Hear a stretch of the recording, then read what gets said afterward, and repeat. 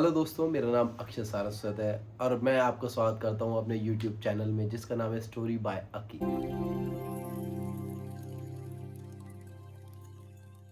तो भारत में इतने सारे रहस्य हैं जिनके बारे में लोगों को पता भी नहीं है, तो मैं उन्हीं में से एक ऐसा रहस्य आपके बीच लेके आया हूं जो आपको जानकर बहुत अचंभा महसूस होगा और आपको लगेगा कि क्या वास्तव में ऐसी चीज़ें होती हैं।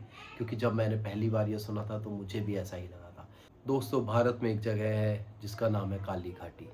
दोस्तों, कहा जाता है वह जगह जितनी शांत है और रात के समय उतनी ही डरावनी।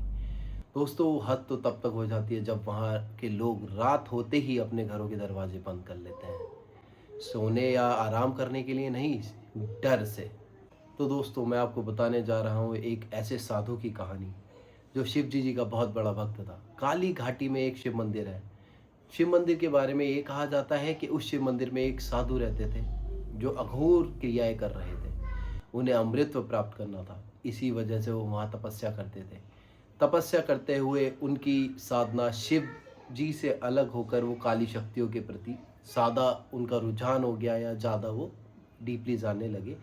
उसकी वजह से क्या हुआ कि उनकी सब तपस्या खंडित हो गई, जिसके प्रभाव से एक रात, गांव वालों का कहना है, एक रात जब वो तपस्या कर रहे थे तो रात को अचानक से एक आवाज़ आई चिल्लाने की, जिसके बाद साधु का कोई अता पता ना रहा। दोस्तों, आज भी उस मंदिर के दीवारों पर एक रहस्यमयी पंक्ति लिखी हुई है या लाइन लिखी हुई है, जो मौत को हराएगा वो खुद मृत्यु बन जाएगा। दोस्तों, उस साधु के मरने के बाद गांव में अजीब अजीब घटनाएं होने लगी।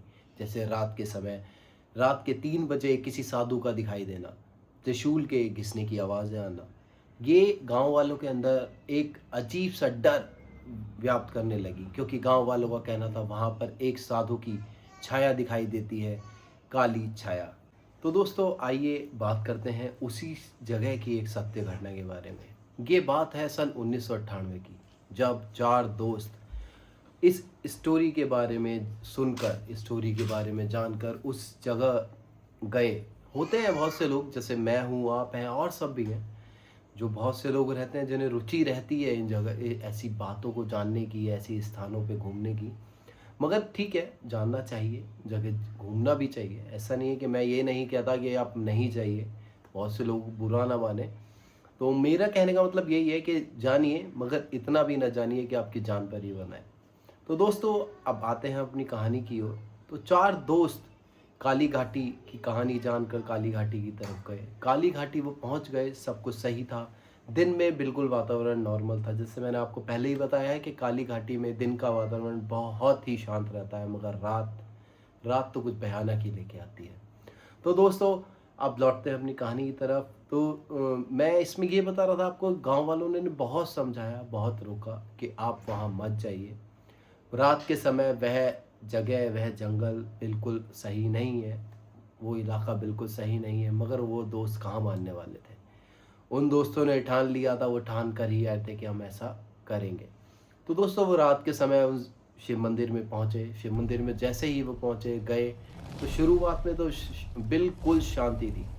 मगर जैसे जैसे वो मंदिर में प्रवेश करा उन्होंने, जैसे ही शिवलिंग के पास पहुँचे तो वहाँ पर उन्हें एक साधु दिखाई दिया।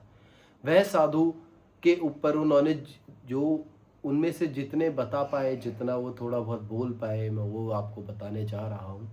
उन्होंने उतना ही बताया कि वह साधु के ऊपर एक भस्म लपेटे हुए था, आंखें उसकी बिल्कुल अंगारों की तरह लाल थी, हाथ में त्रिशूल धारण किए हुए था।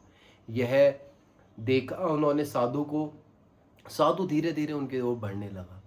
जब धीरे धीरे साधु उनकी ओर बढ़ने लगा तो वह डर के मारे उस मंदिर से भागना चालू करा।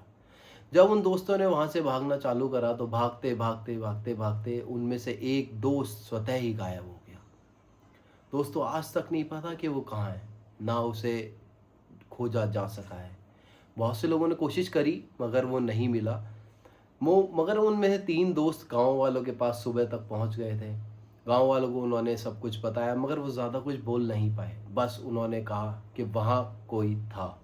तो दोस्तों, मैं सिर्फ यही कहना चाहूँगा, इन चीज़ों का विश्वास करो ना करो वो आपके हाथ में है, मगर इन चीज़ों को कभी चुनौती नहीं देनी चाहिए। जय माता दी। जय श्री राम। आप मेरे इस स्टोरी में यहाँ तक बने रहे हैं तो आपका धन्यवाद, शुक्रिया। तो आप प्लीज़ मेरे इस चैनल को सब्सक्राइब करो, लाइक करो, क्योंकि ये मेरा चैनल नया है और जैसे आप लाइक या सब्सक्राइब करोगे तो मेरे मोटिवेशन मिलेगा और मैं आपके लिए और ज़्यादा रोमांचक और रहस्य की सत्य घटनाएँ लेके आऊँगा।